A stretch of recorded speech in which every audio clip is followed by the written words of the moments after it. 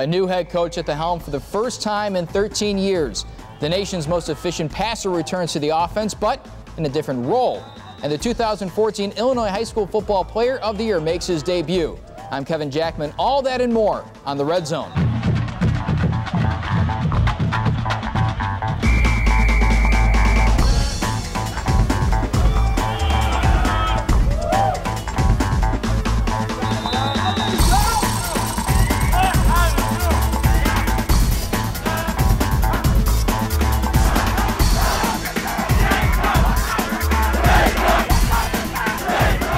North Central opening the season up against Trine University. Jeff Thorne in his first game as head coach of the Cardinals against the 1-0 Thunder.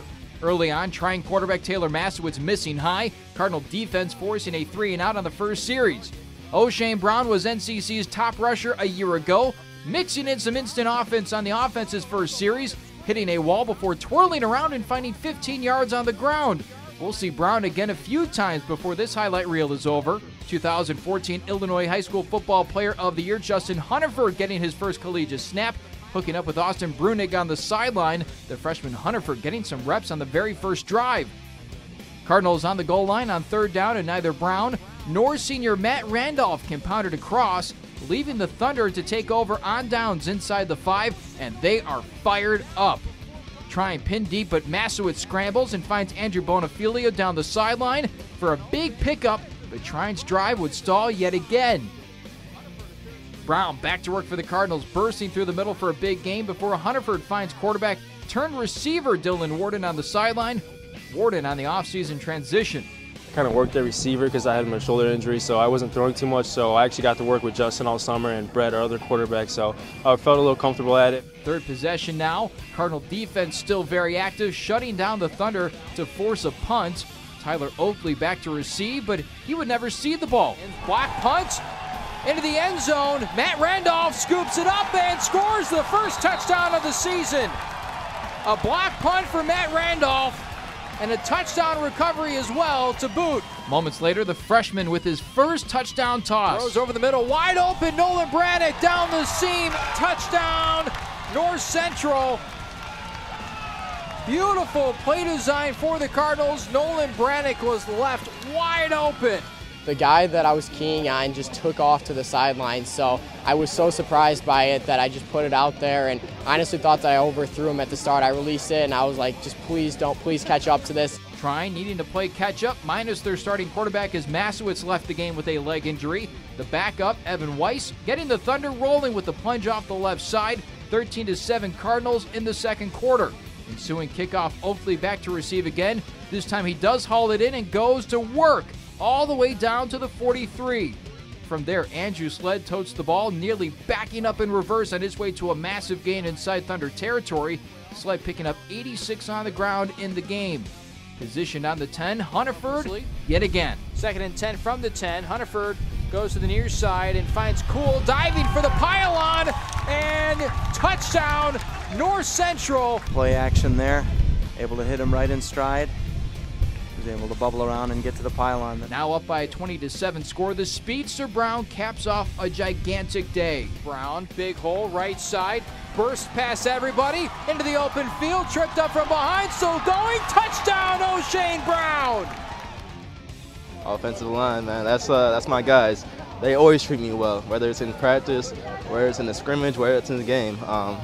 You know, those are my favorite guys, so shout out to them with everything, all my success, honestly. Cardinals tack on 2 more touchdowns against the Thunder as North Central steamrolls their way to a 1-0 record.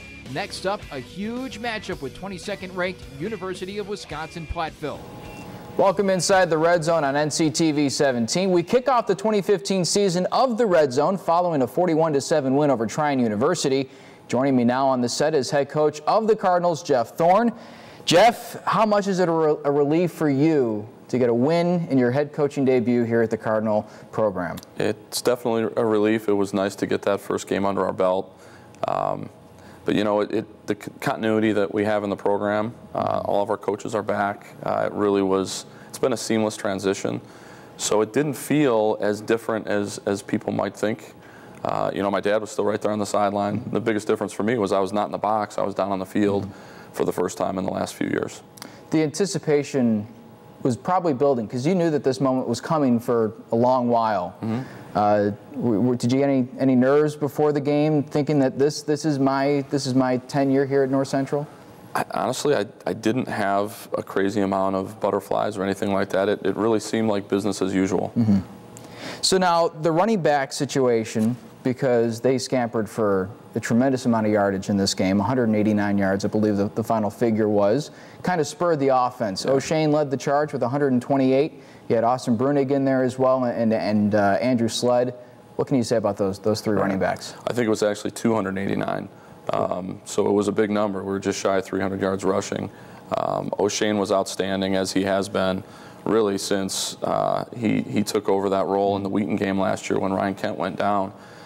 He's just so explosive. He runs hard, he breaks tackles, and the two young guys, Andrew Sled and Austin Brunig, they gave you a glimpse of their explosiveness themselves. They're both, in fact, the two of them are even faster than O'Shane. So we've got a lot of speed in the backfield. So it's going to be exciting. We've got a great offensive line on top of it. Don't tell O'Shane that anybody's faster than him.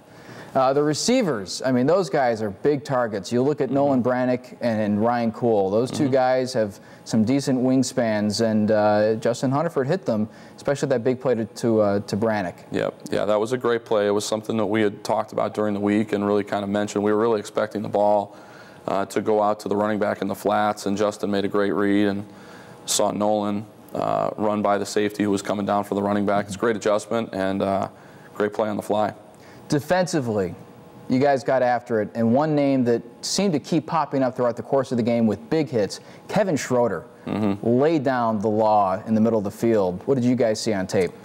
Yeah, Kevin had a great game. I think he's got a great contact level. That's the strength of his game, and he loves that part of the game, the contact part of the game. So that was really good to see. He made a big hit on a pass play, separated the ball from the receiver on a third down, so it got us off the field and got the ball back for us. Thought Justin Sturzma played really well, and Tommy Sora, our linebacking crew, just as a whole, was outstanding. I think you got a pretty good picture of the speed that we've got on defense, which was a really big emphasis in the offseason. You got some young guys in that linebacking core, Tom Sora being a sophomore. Is it nice to have him emerge week one as a leader of that defense, seeing that he is getting that experience as a starter? Yeah. Week one? You know, he got experience last year, quite a bit actually, when Nick Samuelson went down last year at linebacker. Tommy was inserted as a starter as a freshman, so he's got some experience under his belt already. But Tommy's he's very cerebral, knows the game, and really understands linebacker play, and it allows him to be a really good player. Final note on that first game, the quarterback situation. Justin comes in, Dylan returns. Dylan in kind of the Braxton Miller mode, as everybody keeps saying, and Justin stepped in pretty seamlessly. Did they perform up to the level that you felt like they could? Yeah, I think they had a great first start. Certainly there's things that we need to improve upon, but it's exciting to have two guys that capable that you can put on the field at any time that can execute all phases of our offense. So we're going to have a lot of fun with that this year. Coming in, the 2014 Illinois High School Football Player of the Year. This week we actually caught up with Justin Hunterford on Cardinal Corner, and let's take a look.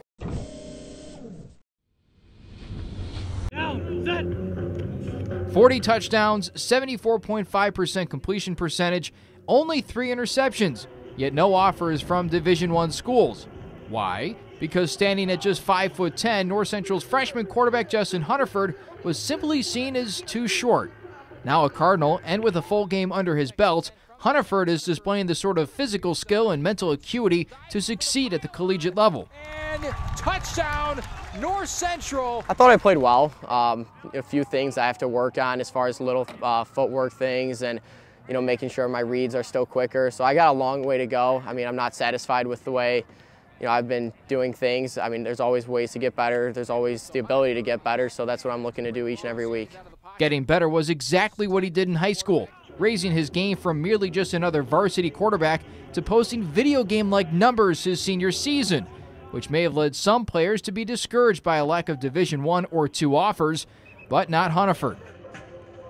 A school that was D2 came to see how tall I was after contacting me for a little bit. I never heard back from them again, so something like that I understood right away that the big schools aren't going to be calling my name no matter, how much success I have my senior year. So it didn't matter to me. College football is college football, and I'm having a ton of fun being here, and I'm looking forward to the next 4 years here. It's easy to have fun, tossing 2 touchdowns while leading the team to a 41-7 win in the opening week. But even with the apparent ease that Hunterford plays with, he still sees a change in the level of play. It's a lot different. The speed of the game is much faster. The guys are much bigger. Everyone is, on page with everything. So it's a lot different than high school, but I think it's something that I knew about coming in. While one game is a small sample size, it did provide a glimpse at what's to come from the highlight reel caliber quarterback. Which leads us to the Red Zone's Play of the Week, which we'll give to Matt Randolph for his punt block, recovery, and score. We'll be right back on the Red Zone. They told me a bottle couldn't dream, that I would never become a superhero.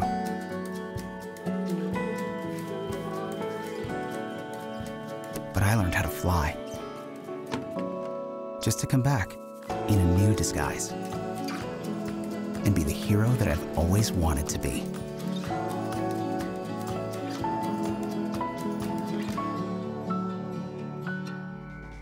You have the Red Zone on NCTV 17, back with head coach Jeff Thorne, and it's time to peek inside the film room. Should have a lot of fun this season breaking down some tape with you, and what we want to do is actually show some game tape behind us and have your reactions to it. The very first play we're going to get to is Matt Randolph making a fantastic play, got you off to just a fantastic start on special teams. Let's take a look at that particular punt block that Matt had. Yeah, it's a great job of Matt. We felt like we had an opportunity there.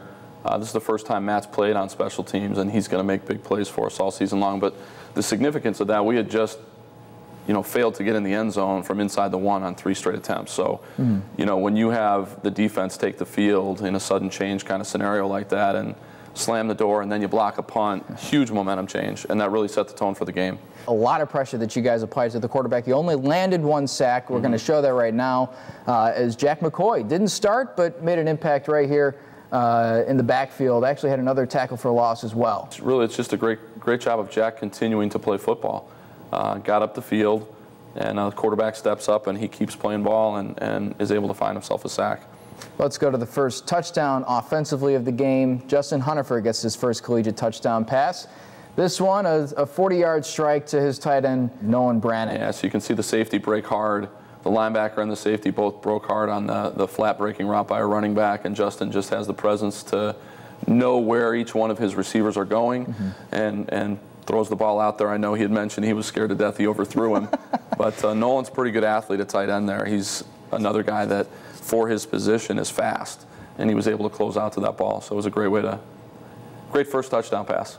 Now, little sidebar right here. Colton Kaczynski was a tight end last year, now moving to the offensive line. How was that transition made? Colton came in at about 240, had tried to bulk up a little bit to play a more physical tight end, and he's already a really physical kid to begin with.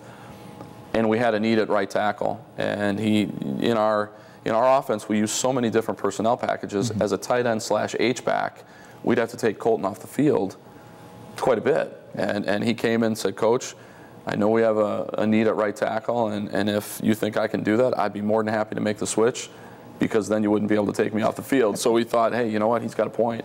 And it's been a great thing for the offense. It's allowing our young offensive linemen to learn a little bit more before they have to get thrown into the fire. But he's going to be our mainstay at right tackle. He's really good at it. Doesn't want to come off the field. I like it. Yep. 2 more plays to get to. O'Shane Brown hit an extra gear on this particular run. Found a little seam on the right side of the offensive line, and he did the rest of the work. Speaking of Colton, there he is right there. That's the touchdown block right there, engaging that linebacker. And O'Shane hitting that cutback lane, and then, like you said, putting into another gear, which he has. It's fun to watch. Final play to get to, and this one is probably going to land somebody in the doghouse. Pat Cravens had a ball tossed right in his direction, ended up clanking off his hands. And, defensively, those defensive backs don't like that happening. They don't get those opportunities when you've got nothing between you and the goal line very often. Pat's actually a converted wide receiver, too, so that's really out of character for him. And I know how frustrated he is by that. But that would have been fun to see him run that one in. Last thing I want to get to, anybody that you noticed when you were reviewing game film that maybe didn't show up on the stat sheet that you felt had a tremendous Saturday? You know, you can talk about the offensive and defensive lines all the time, because unless you register a sack as a defensive lineman, you're not necessarily creating a lot of buzz. But our offensive line was fantastic again, and they're the unsung heroes. That's where we win and lose football games, on the offensive and defensive lines. And they go first in everything that we do in our program. We really try to emphasize how important that part of the game is. So we celebrate our offensive and defensive linemen every way we can. Last thing to get to, UW-Platteville's next. What can we expect from the Pioneers, and how do you approach that game? The 22nd ranked team in the nation. Yeah, they're very, very good. It's going to be a heck of a test for us at their place on top of it.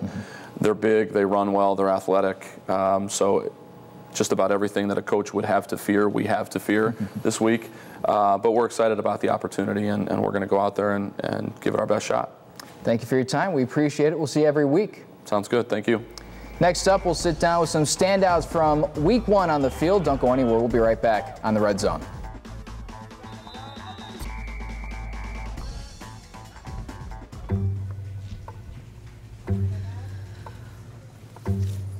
Please have a seat. I'll be honest. Your resume is not what I'm used to. I know. Okay, so what would you bring to my company? What do you need? I need a hard worker. Good. I've got 2 part-time jobs and to help my parents pay the bills. I need problem-solving skills. I got through high school without a car, a phone, or a computer. No college degree, though. Not yet, but life's taught me a lot, and I'm ready for more. Well, you're not the typical kind of candidate that I hire. But you are exactly what I'm looking for.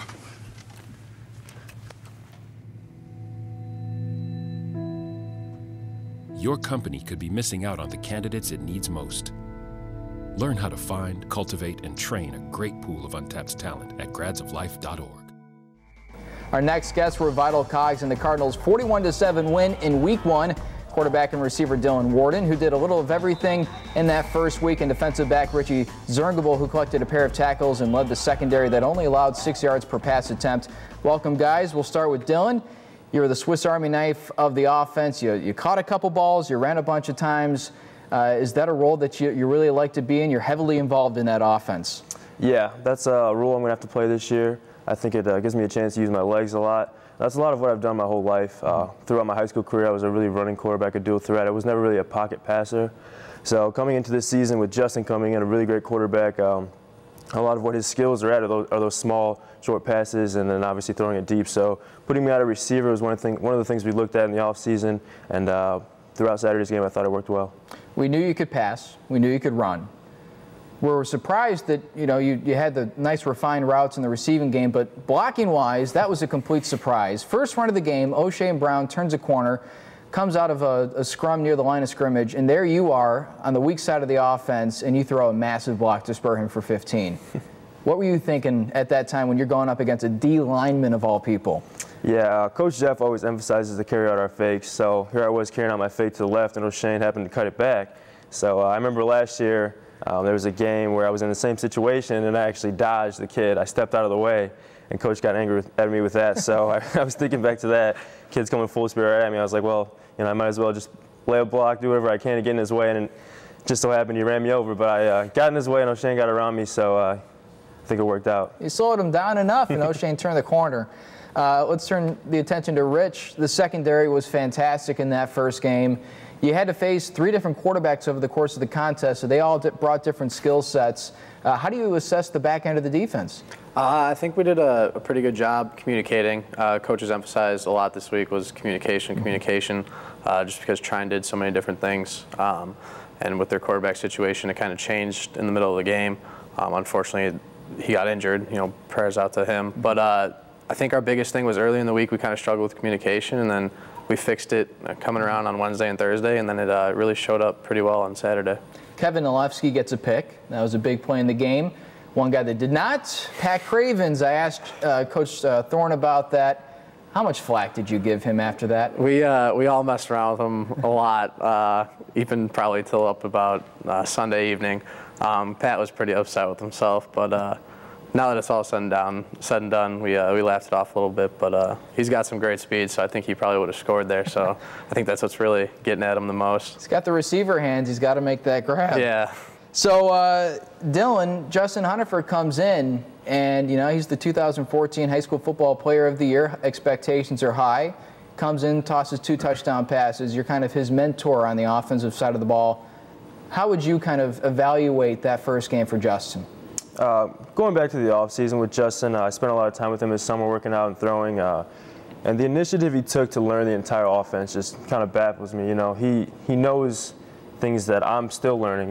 He learned these because he was meeting with Coach Jeff, and he took that time out of his senior season to come meet and to learn all offense. So he really cares about that aspect of it. And coming into Saturday's game, it really showed how what he came to learn throughout the summer really paid off on Saturday, because he was making these reads that usually takes a lot of freshmen a longer time to learn, and he's making these reads right away. And with that throw to Nolan, like you had talked about, he read that safety coming down, he split the defense, and that's kind of tough usually for guys coming in, and I give him a lot of credit for what he was able to do on Saturday.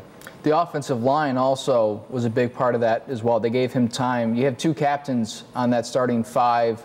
How good are they? I mean, really, the anchors of the lines are those 2 guards. They just take initiative throughout practice and throughout games to really step up and make sure that everyone's bringing energy. And we do this thing in practice to talk about bringing the juice. They're always talking about that. They're always yelling to make sure the energy's high. A lot of things they do throughout practice is they just make sure everyone's always paying attention. They're always picking up those younger guys. We have Joe Failure, left tackle. He's a sophomore. Jack Williams at center. He's a sophomore. And then Colton's a little older, but at the same time, he's pretty new to the offensive line. So they're always making sure that everyone's picked up. They're always making sure that everyone's on task, and they just don't let us slip back, Now, looking ahead to this week, to Saturday, you guys go up against the 22nd ranked team in the nation. It's going to be a good test, especially considering that. I don't want to make you guys look a week ahead, but Wesley comes to town 2 weeks from now. So this is a big test for you guys to see if you can go up against the best. And a quarterback at Platteville is Tom Kelly. 5 touchdowns, 21 of 25, very efficient. How does the secondary try and slow down a quarterback who had so much success week 1? Well, yeah, I think we were looking at their offense, and their quarterback, great player. The receivers, they have some really good height to them, some good size. And I think the best thing that's going to be to our advantage is going against our offense and our receivers, Ryan Kuhl, Kyle Brown, Alex Ulmer, and Demetrius Gray. All those guys are over 6 foot or just at 6 foot at least, and really fast. So I think that's going to prepare us the best for Platteville. Guys, great win week 1. We appreciate you stopping by, and good luck come Saturday. Thank you. Thank you. Coming up next on the Red Zone, we'll sit down with Sports Information Director Coach Teuscher to talk all about other Cardinal athletic action. Join us back here on the Red Zone.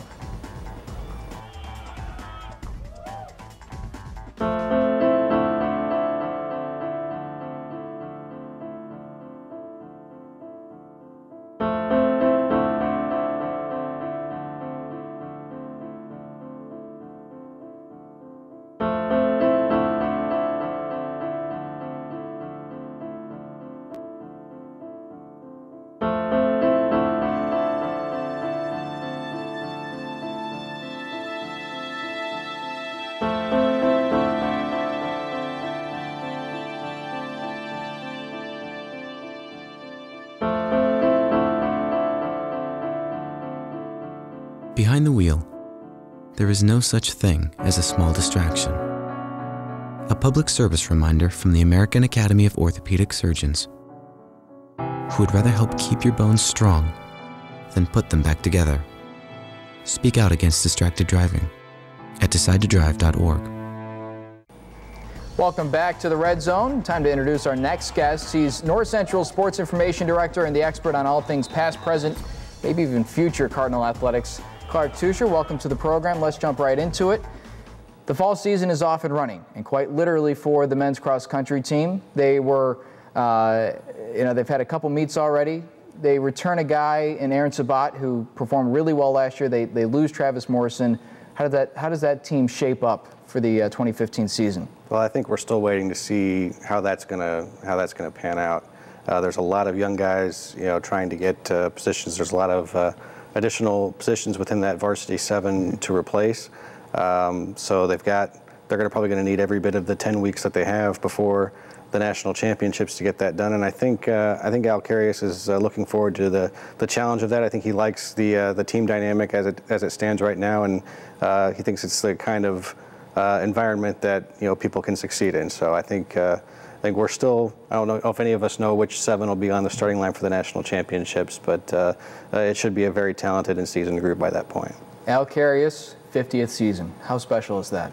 Well, yeah, you do anything for 50 years. That's an accomplishment in itself, and to do it at the level that he's done it at, particularly the last few years after a lot of people were suggesting maybe in hushed tones that he should think about retiring. They've really come back with a vengeance the last few years, and it's really a testament to his level of commitment and how much energy he has and how much he loves what he's doing. Switching to the women's team, they've had 1 meet under their belt so far. What can we expect from them?